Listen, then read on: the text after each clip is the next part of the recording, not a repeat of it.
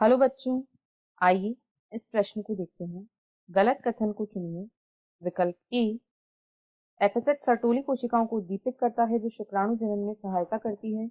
विकल्प B, LH अंडाशय में अंडोत्सर्जन को प्रेरित करता है। विकल्प सी, एलएच और एफएसएच पुटक अवस्था के दौरान धीरे धीरे घटते जाते हैं।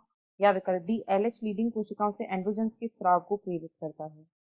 इस प्रश्न की जो मुख्य अवधारणा है, मुख्य अवधारणा वह है गोनेडोट्रोपिन्स।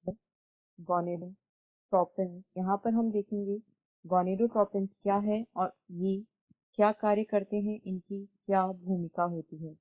तो हाइपोथैलेमस के द्वारा स्रावित होने वाले गोनेडोट्रोपिन हार्मोन के उत्तेजन के फलस्वरूप पीयूष ग्रंथि से एफएसएच तथा एलएच हार्मोन स्रावित होते हैं, जिन्हें सम्मिलित रूप से गोनेडोट्रोपिन्स कहा जाता है।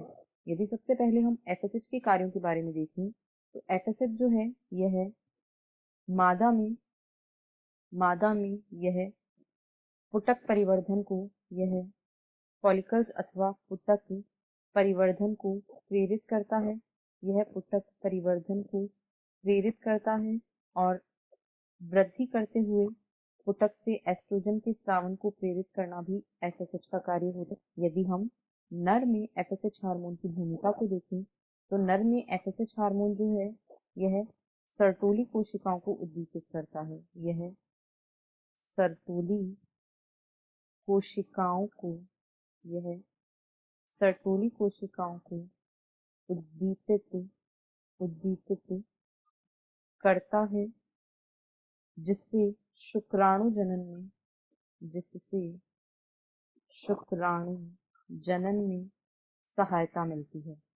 वहीं यदि हम एलएच हार्मोन की बात करें तो मादा में जो एलएच हार्मोन है यह अंडोत्सर्जन को प्रेरित करने वाला मुख्य हार्मोन है। यह अंडोत्सर्ग को प्रेरित करता है। मादा में एलएच हार्मोन अंडोत्सर्ग को प्रेरित करता है, जबकि यदि नर में एलएच की भूमिका को देखें तो यह लैडिंग कोशिकाओं पर कार्य करता है।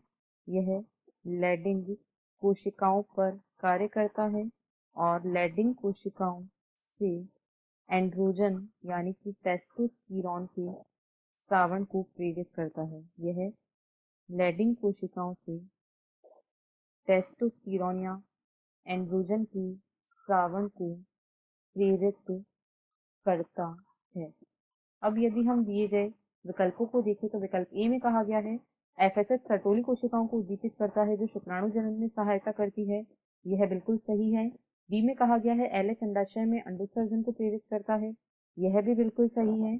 सी में कहा गया है एलएच और एफएसएच पुटक अवस्था के दौरान धीरे धीरे घटते जाते हैं, तो यह बिल्कुल गलत है। एलएच और एफएसएच पुटक अवस्था के दौरान घटते नहीं है, बल्कि इनकी सांद्रता अधिक होती है और ये पुटक परिवर्धन को प्रेरित करते हैं और परिवर्धनशील पुटक से एस्ट्रोजन के स्रावन को प्रेरित करते हैं।